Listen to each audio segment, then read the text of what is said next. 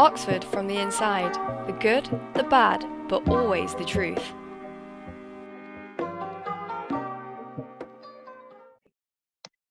Hello, I'm Mary, and welcome back to Oxford from the Inside. The good, the bad, but always the truth. Today we're here with Sophia. Would you like to introduce yourself? Hi guys, I'm Sophia and I've just finished my second year studying English at Keble. Welcome. It's a huge pleasure to have you here. Me and Sophia were both involved in Target Schools, which is an access scheme that Oxford SU runs, so that's how we know each other. But today we're going to be talking about applying to English and writing an English personal statement. So I guess the first question to ask is, why English? Okay, great question, Mary. So I was been thinking about this and as to how I kind of want to, I don't know, sell English as a course. And I suppose I'd sort of divide it into the course content and the teaching. So in terms of content, the thing that I personally love about the Oxford English course is that it's so broad. You can basically study anything you want. So in first year, we did everything from Old English, so your Beowulf, your really old texts, right up to the present day. And within that, there's so much scope as to what you want to write about, which is amazing. And kind of week on week, you can choose which text you want to write on in a specific period. And also you basically can set your own essay questions, which I thought was amazing and very different from what I'd done before. And that sort of leads into the second part is the teaching. So I was a bit of a nerd at school. I loved my subject, and to me it was quite cool that I might be writing my EPQ on a writer, and they might be someone who's giving me a tutorial or giving me a lecture, and I thought that was really exciting. So that kind of world-class teaching, I suppose, is unique to Oxford, and also the teaching is so kind of catered to you and so supportive. So the tutors get just excited about your essays as you do, and they're always kind of doing the most they can to help you find a book or someone to kind of help further your interests. And I found that really kind of refreshing. I'd been to a massive sort of state sixth form that wasn't, I mean, I loved it, but it wasn't super duper kind of supportive and kind of, the tutors didn't work that closely to you. And I found the tutorial system was just amazing and really kind of, I love it. It's great. So what would you say the biggest difference is from coming from sixth form to now studying at Oxford? Yeah, sure. So I'd say with the course specifically, the English course, it's kind of, there are no assessment objectives. So I remember when I was kind of studying my English A level, it was very much, okay, so you need your context, you need the quotes, you need da. Whereas the kind of English Oxford course, you can kind of mould an essay into something that you have kind of produced. There's no kind of set way of writing an essay, which I personally love. And there's so much freedom. You can kind of take the degree anywhere that you want. So kind of me and the other people doing English at Keble in my year, we're doing such different things, and going into third year we're going to have very different timetables, and I kind of really enjoyed that kind of freedom. And the tutors treat you like adults, which is really nice as well. So the discussion's always two-way. It's not them teaching you, it's kind of like a mutual conversation, which I really like. Yeah, that's really good. I think that is like a really good thing about Oxford teaching, is that you do get that like one-to-one or like two-to-one teaching. So like you do get to have those conversations with the top academics. It's not just you're being talked at in lectures. So yeah, definitely. So what's the area of interest that your area of interest? Because you said that you can sort of choose where you want to go. So yeah. So another thing that I like about the Oxford, I'm aware that I'm sounding like I'm selling it so much, but I think it's amazing. So as you kind of work through the degree, I think this is probably a case for a lot of humanities. You can kind of tailor it, make it more narrow to what you're interested in. So going into third year, I'm basically doing a special options paper in Michaelmas term, which is our kind of autumn winter term. And I've chosen the avant-garde for that, which is kind of early 20th century writers, and kind of postmodernism, which I'm really excited about. And then I'm doing my dissertation in Hilary term, which is the spring term, and I'm doing that. It's kind of still a bit up in the air, but I'm doing it on Victorian nonsense poetry and kind of literary theory. So it's kind of a bit abstract, a bit kind of weird, but I'm really excited about that. And then also in my third year, I've got a Shakespeare portfolio, which is basically going to be 3 essays on Shakespeare. It sounds really scary and ominous, but it's really fun. You can kind of pick stuff really like in really niche kind of areas. So I'm doing like a football in Shakespeare essay, which sounds really weird, but it's quite exciting. Turns out he says it twice. in his whole works, which I'm really excited Football. about. Yeah, I know. It was a lot of control F, but we got there in the end. It was very exciting. Yeah, so that's kind of where I'm taking my third year. Yeah, I'm excited about it. Ask me that in maybe a few months' time. I might be a bit more stressed, but at the moment I'm very excited. Good. Oh, we all stress though all the time, but it's fine. It's okay. You know what? We move. It's a great time. It's a great time. Through it. So yeah, have your interests changed a lot from when you were studying it at A level? Yeah, definitely. So at A level, I remember doing Oscar Wilde in year 12 and thinking he was amazing. I still think he's amazing now, but I kind of focused a lot of my reading on the Victorians. I think that was probably mainly because I didn't have access to a lot of kind of wider literature and the more kind of niche areas that kind of, I suppose, like the Bodleian Library would kind of facilitate. So kind of shifting into sort of uni life, I've just discovered there's a lot more, and even in those areas that I did sort of find really interesting, so for example the Victorians, I found kind of different authors that I hadn't heard of before, and it's been amazing just to kind of broaden over like what I thought about a genre and kind of looking at it in new ways, which has been really exciting. So would you say a lot of the things you mentioned in your personal statement were based off Victorian literature then? Yeah, kind of. So the way I kind of structure my personal statement, the first thing like I kind of want to stress to English applicants is that there is no set mould for a personal statement, and I imagine that's the case in most courses. So the way I personally did it is I kind of worked around, I'd say probably three or four kind of main like ideas. So the first, I did my EPQ on the Victorians as well. So I did it on an Oscar Wilde play. So I kind of had that as one kind of idea, and kind of drawing on a little bit as to what I'd done for A level and demonstrating how I'd kind of furthered my reading.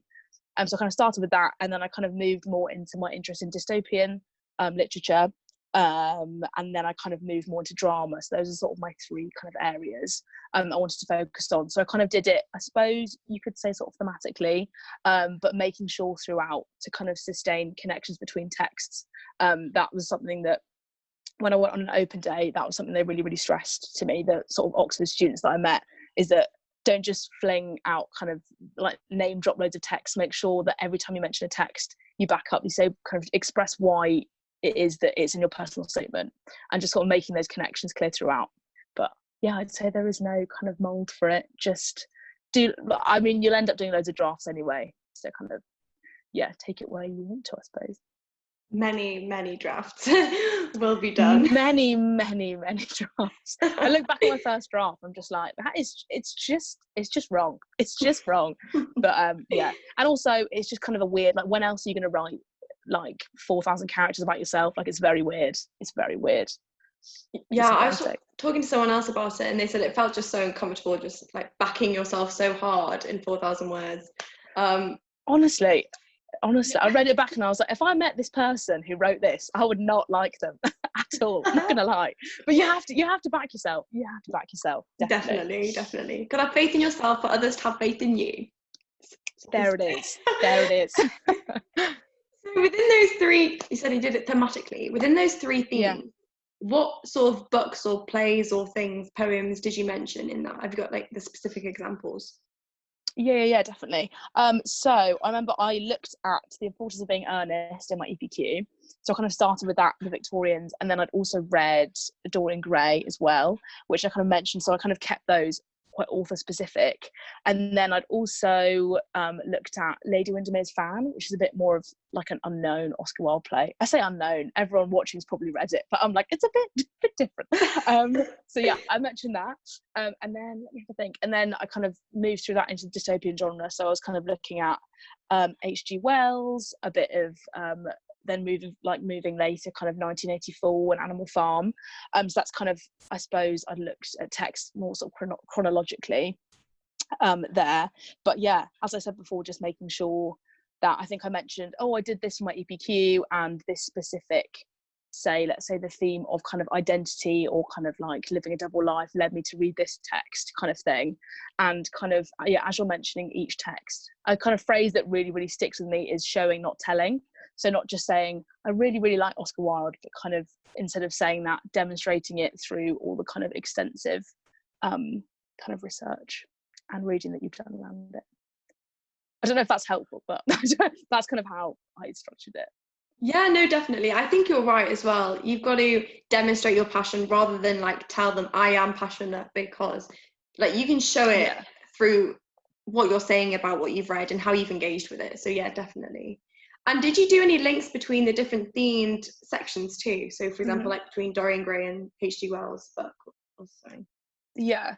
From what I remember, I didn't perhaps kind of very tenuous, but I was kind of, I think by the time I handed it in, I think it was just kind of not obviously distinct blocks, but I don't think I linked really, really explicitly between paragraphs. So kind of I wanted to explore kind of 3 sort of nodes of thought and just kind of have those as like distinct little sort of like bubbles to my personal statement.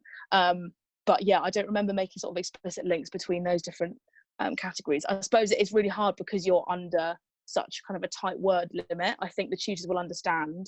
This is what I personally think. I think the tutors will understand if you kind of it seems a bit jumpy between paragraphs. I think the tutors will understand that you've only got a limited space to kind of put down a lot of content. And I found it really hard because there were quite a lot of text that I wanted to mention, but I just didn't have space. And yeah, I think you can afford to. That's why you do so many drafts, is because you have to kind of get it the best you can in such a limited space. So yeah, I sort of kept those kind of quite distinct, those different sections. And do you recommend that approach for English students to sort of, did you find it easy to do it by theme, or did you try another way first and it didn't work? How did you come to that end decision? Yeah, definitely. So I remember kind of my first draft, the way I kind of went about doing my personal statement is I started with making a list of all the texts that I'd read, all the kind of supercurricular, I think Oxford would call it, supercurricular kind of podcasts and journals that I'd read as well, and kind of extracurricular stuff. I kind of made those lists, and then I think I literally just wrote a few sentences on each one. So I kind of had this weird like list of sentences, and then kind of was looking at how I could maybe link those together into something kind of cohesive and thread them together. I'm not sure, it's quite a lengthy process. I'm not sure, but it worked for me. And I think my top tip would just be start writing. I didn't go in with a really specific, okay, paragraph 1, paragraph 2, paragraph 3. I wrote a couple of lines on each tiny kind of thing and then kind of wove them together into my personal statement. But that's kind of how I approached it. Yeah, I'd say that, I mean, that's very similar for me as well. And I always give that advice to everyone, is that just blurt it down. Everything you could even dream of saying, just write it down. And from there you can decide what are the best bits, what fits together with what needs to be cut out because it's not that great. So yeah, definitely, I think that's a really good tip. So how many books did you end up writing about on your personal statement? So I had a count through and I wrote on 10. And when I say write on, I mean sometimes it was literally just kind of half a sentence dedicated to a text. And that's something else I would advise, is kind of, I remember reading somewhere on the student room, something written on like 35 different books. And I'm like, that's impossible to just bank, like, unless you literally just listed them throughout. And that's kind of, I think, quite reductive because you're not actually like kind of saying what you thought about them. So yeah, I'd say about 10. And just sort of like tried to, if I can, make sure to kind of write something or kind of express my thoughts on each of the different texts as well. And again, I mentioned earlier that you'll have to cut out stuff. It's kind of a bit like killing your babies, which is quite sad. But just remember that if you're offered an interview, that's a really good opportunity to kind of bring in those kind of those texts that you haven't kind of managed to fit in the personal statement. Yeah, definitely. I think that's a really good idea. And yeah, like you said, you are still going to have, hopefully, if you do get to the interview stage, you've got like a whole 20-30 minutes to talk about other stuff. Yeah, definitely. So yeah, and especially that's more so with English, because you are going to be actually discussing text rather with biochemistry. It's a little bit more like, this is the problem, let's try and solve it. So yeah.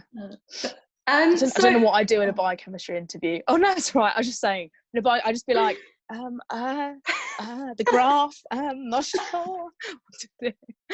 I'd be the same in English. For my English literature exams at GCSE, I did really well, but that's because I got loads of notes from the internet and like wrote an essay, learned it off by heart, and just rattled. I learned about 10 different essays, rattled the one off that came up. Mary, an absolute genius right there. She's hacked. She's played the system and she's won.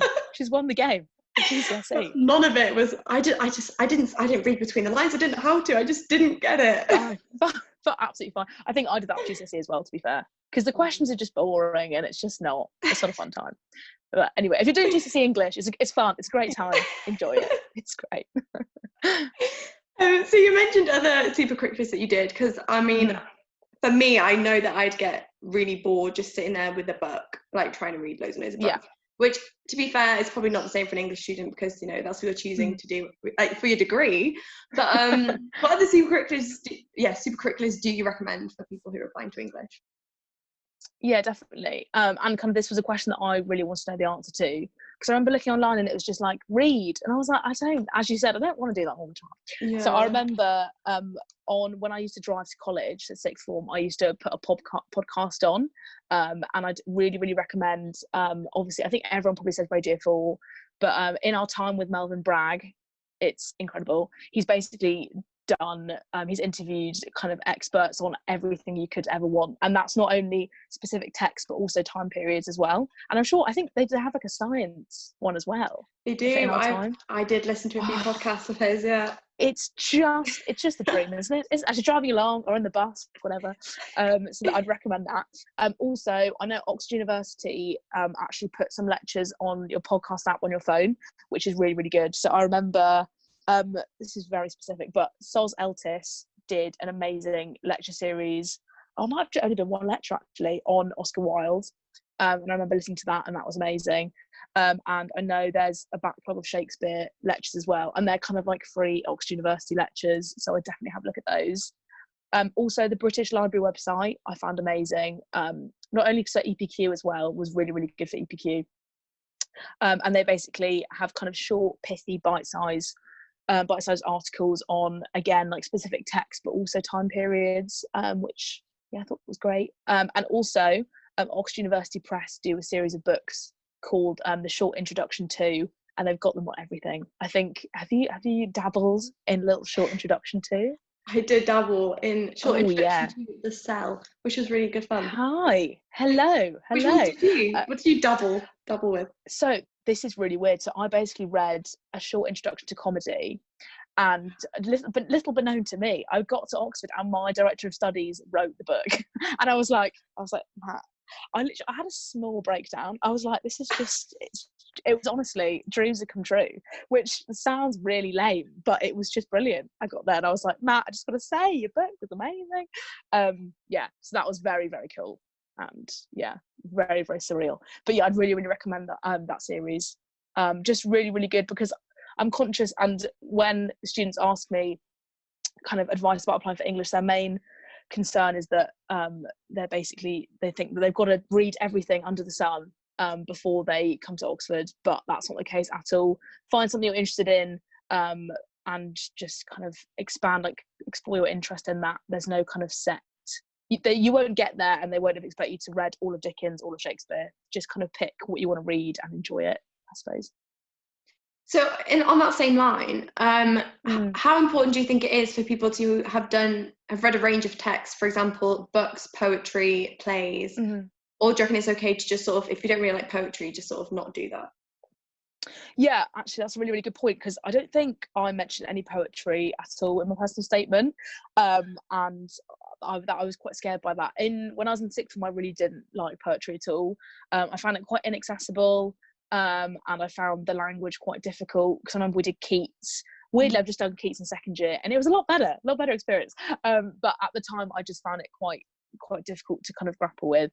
And I just really enjoyed reading novels and plays, and that's kind of what I focused it on. I think when I was applying as well, I was really conscious of kind of, having knowledge of the big sort of seminal works of English literature. But again, that's not important. The tutors really don't care what you have and haven't read. It's kind of what you think about what you have read. That's what they're interested in, and how you approach new texts. So I'd say, yeah, just kind of write on things that you actually like. Because if you say, oh, I loved Ode to a Nightingale, and then you get to the interview and they're like, why? And you can't answer because you didn't actually like it, then that's going to be a bit of a problem.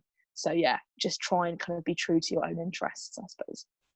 Yeah, I think that is a really, really good tip, because if I was in the position of applying to English Lit, I would think, okay, so I need to read all these classics because everyone knows them, and that's going to be really impressive. But it's really good to know that you can just tailor it to your like areas of interest, and I guess that's what makes it personal.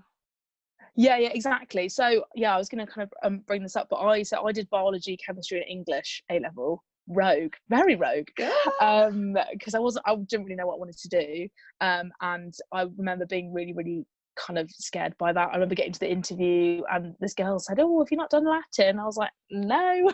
My school didn't offer it. I was like, absolutely not. That was a very kind of, that was an anomaly, just by the way. That doesn't really happen. And yeah, I remember just thinking, oh, I don't really have the classical knowledge, historical knowledge to kind of back up my knowledge or what I think about these texts. And I think the tutors actually liked having something a bit different. Yeah, so I don't think that shouldn't be a hindrance to applying. Kind of thinking that you're nervous about whether you have a kind of foundation in kind of Greek mythology, or kind of the historical, like deep information on the historical context, because they'll teach you that when you get there. Yeah, and I guess it's not, they don't just want one type of person to be studying English, because everyone would sort of have the same views on things, but if you're from a different background, you may see something completely different to how somebody else may interpret it. So yeah, I think definitely. that's a really good point to make. And then criticism is obviously a big thing in English literature. I think I've heard from YouTube videos. I don't really know myself. But she's done her research. Yeah. How important is that in your personal statement? Yeah, again, so I wasn't super kind of au fait with how to approach criticism in year 13, and again, the tutors will understand that. I'm trying to think back to how I used criticism in my A-level essays, and it was just really bad from what I remember. So I think kind of from my experience, I think a focus on primary texts, so novels, plays, poetry, that's absolutely fine, and the kind of knowledge of criticism and how you approach it will come later. My kind of main tip for using criticism is only use it if you engage with it. So if you, for example, said, T.S. Eliot said this about this book, and then just new sentence, that's not kind of enhancing your personal statement in any way. The same in an interview. If you say quote T.S. Eliot and then say, but I disagree, I agree because of this, I could build on this by X, Y, and Z, that's going to be really, really useful. So I'd say, and my tutors still tell us this now, just if you're going to use criticism, don't just whack it on the end of a point to sound impressive. Make sure you're engaging with it, because they won't appreciate just a random quoting of like a pretentious kind of phrase that someone said. So yeah, that's kind of what I'd advise with criticism. Don't panic too much about trying to familiarize yourself with everything, because the first year of the degree is kind of designed to help you approach criticism and use it to your advantage, and not just using it to make your work look impressive. That's really good to know, because I think obviously, because it does come up later on in A level, that people may be like, oh, okay, I need to do this, but like you said, you don't know fully how to use it, or add it in an essay at A level. So it's probably best, if you don't know, if you're not comfortable with using it, don't. Is that what you'd suggest? Yeah, definitely. And also on that, I'd probably stress, and this is the biggest kind of, I'd say, regret I had for early drafts of my personal statement, is that I was really inclined to use really elaborate kind of formal fancy language, because I thought that's what Oxford tutors would like. But yeah, I would say if you can say something in simple English, do it, because A, that sort of demonstrates like a command of the language anyway, and if you can say something in simple terms, it's, I think, more impressive. And B, it's easier to read. If the tutor's scanning through the personal statement and they can see every other word is 10 syllables, then they're going to get a bit, it's a bit much. So I'd say don't use fancy words for the sake of them. I go back to my first personal statement, and it's a lot. It's very like, it's just very kind of muddied down with all these really long words that I didn't actually know what they meant. And there's always the chance of, if you get into an interview and they say, what did you mean by saying this text was this? And you're a bit kind of floundering around trying to think of what you actually meant by using that word. So I'd say, if you can try and express things kind of simply, clearly in plain English, and I think that would really work. Yeah, I think that's also the same for when you come to uni as well, because we had a whole lecture on how to write an essay. Even in science, we have to write essays. But they were like, just be direct. Wow. I know. Yeah.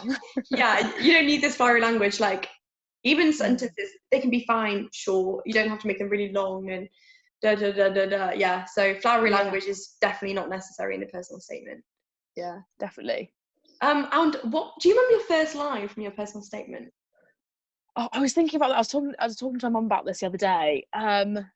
It was something really cringe about something about the connections you can make between English and other disciplines is why I really like it. I think because I did, as I mentioned, I did science A level, and I kind of wanted my opening line to kind of express kind of, because I like, what I love about English is the kind of, as I said at the start, there's kind of the kind of sheer range of stuff you can cover. So I kind of wanted to express that in my opening line. In hindsight, I would have done it in a less cringy, pretentious way. But I think I got across the point that the connection that you can make across, as I said, different academic disciplines is really, is really what I really, really like about it. But again, you hear the classic, since I came out the womb, I wanted to read English. Just try and avoid things like that. In the same way, trying to avoid flowery language. Just don't kind of say things that aren't going to aid the overall sort of impression of you. But I remember the first line being, I think it was the last line I wrote of my personal statement, because I tried so many different kind of openings, and the tutors, just bear in mind, the tutors have probably read every single one of them, so just don't, just try not to stress about it too much, is what I'd say. Yeah, what was definitely. your opening line for yours? Are you ready for this? Okay, I'm sat back, I'm ready. Really embarrassing. I was on a Zoom call with my uni friends the other day, and we were just reading our first lines of our personal statements because it was a bit of a throwback. Mine was, I am small. I kid you not. Do you know what? I'm engaged. I'm drawn in. I'm thinking, what has Mary written next? Do you know what? I really like that, actually. I am small. I was trying to be a bit different. I like it. I think that's cool. I like it. What's your biggest advice for somebody who is trying to write their first line of their personal statement? Because I know some people sit there for hours and hours trying to decide what to write. Yeah, so I was one of those people, and I can imagine you probably were as well. I would say, well, I think you mentioned this earlier, but I'm going to repeat myself, but just start writing. Don't kind of come up in your head like, oh, how can I express it in the best way? Just get down on paper, firstly, like a list of what you want to include, and then, as I said before, just kind of write a few sentences on each one. And I suppose, I don't know, kind of trust the process, but kind of just, if you just start, then you know it's going to come together across the weeks or months or however long you spend on it. I'd say just kind of get some stuff down, and it will come together at some point. And that's what people before me said that, and I was like, surely not.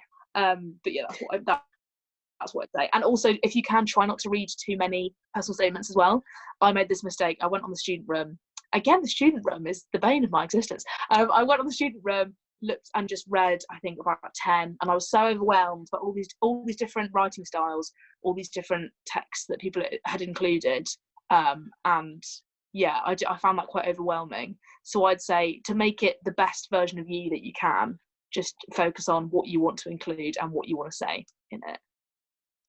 Yeah, I think that's so important. At the end of the day, it's a personal statement, so just make it very you. And if that isn't the same as somebody else, then it's not the same. And if Oxford don't like it or Cambridge don't like it, they don't like it. So at least you've been true to yourself. Yeah, that's what.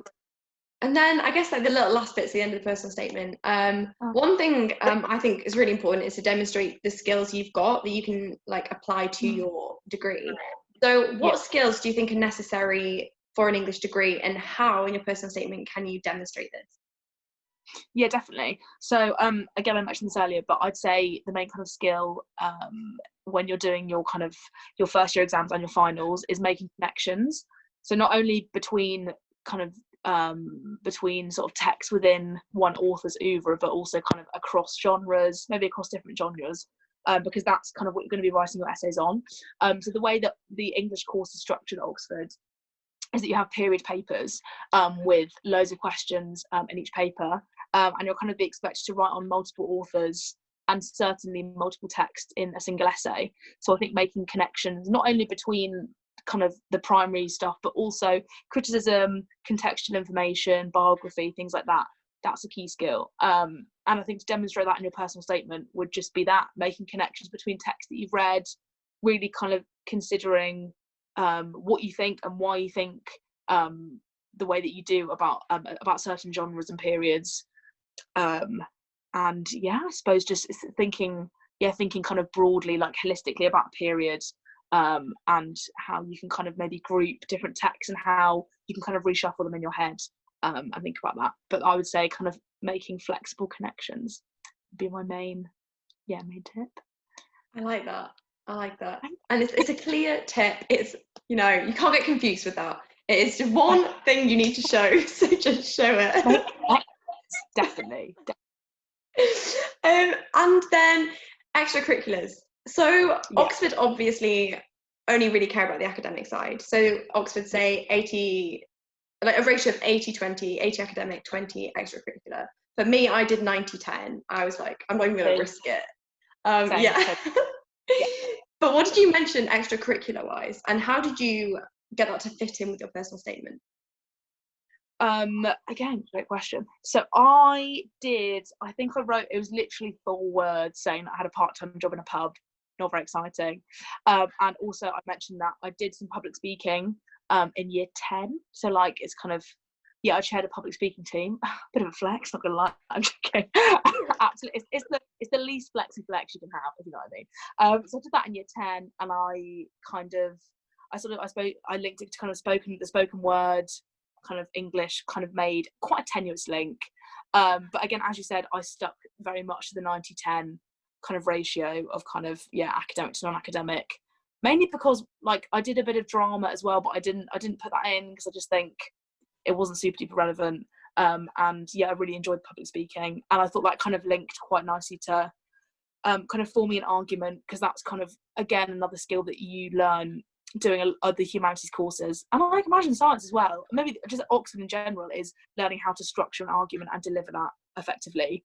And I think public speaking really helped me with that as well. And the part-time job, that was just sprinkled in at the end. But yeah, definitely the 90-10 ratio. Because the tutors are going to know you're not an alien and you don't just study all the time, but at the same time they are going to offer you a place based on your academics. So I mean, I would say if you can, just try and keep it focused and relevant. I think what you said is literally perfect. If you can try and relate your extracurriculars back to skills you need for your degree, that's ideal. That's exactly what I did. I was like, I did this and this and this, which helped my problem solving skills, which I can use in my degree. And I said something about having a part-time job and managing my time alongside my studies, things like that, kind of key skills. But classic time management, we love that. We love buzzwords, we love it. So I think I've drummed your head enough about personal statements, so I've got one more question to finish off. It's quite a tricky one, actually. If somebody asked me this, I don't know what I'd say, but what has been your favourite thing about studying English at Oxford the last 2 years? Apart from meeting you. It's tough. I was like, do I say that right now? Can I say it? Comment it. I'll come when the video goes up, do a little comment. Probably, as I mentioned it earlier again, but I've always been someone who's kind of like to have my finger in different pies. I'd like to always do lots of different things, maybe because I'm very indecisive, but I'm not sure. I've liked to do lots of different things, and the English course, and I think this is the case for a lot of the humanities courses. There is so much breadth to the course. There's literally, you can kind of pick absolutely anything you want, even if the tutor hasn't read the book you want to write an essay on, they'll back it. I just love I love the kind of the sheer kind of volume and variety there is. And the resources are for English insane. The department library, if it doesn't have a book, they can buy it in and order it in for you. Obviously you've got the Bodleian Library, which has a copy of every single book in the English language, which is an English student's dream. The resources are incredible.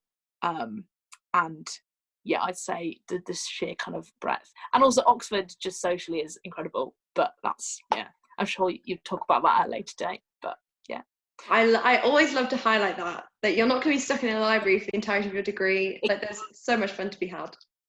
Exactly, and I think the course, because it is so kind of broad and you can be so flexible, that also kind of extends to your contact hours. So because English is a humanity, you have less contact hours. If you work best like at night doing your essays, you can do that. You can do them in the day. There's time to kind of do what you make of what Oxford what you want to, and I love that about it. And go to Bridge. Like, oh, of course. Why? Yeah. I don't know if we're allowed to say it, but definitely.